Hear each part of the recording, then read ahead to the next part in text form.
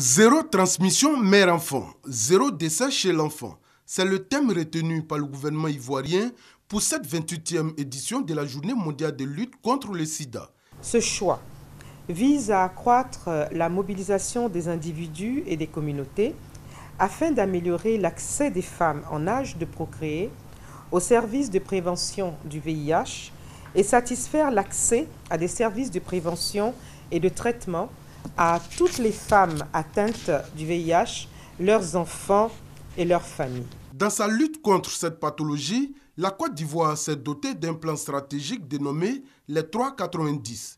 Ce plan vise à une meilleure prise en charge de 90% des personnes vivant avec le VIH qui connaissent leur statut sérologique. Les résultats enregistrés par notre pays sont déjà palpables. L'on note une régression continue du taux de prévalence du VIH qui est passé de 4,7 en 2005 à 3,7 en 2012. Par ailleurs, la proportion des femmes enceintes ayant reçu des médicaments ARV est passée de 50,1% en 2012 à 91,9% en 2014. Des résultats obtenus grâce aux efforts conjugués du gouvernement ivoirien et de ses partenaires techniques et financiers.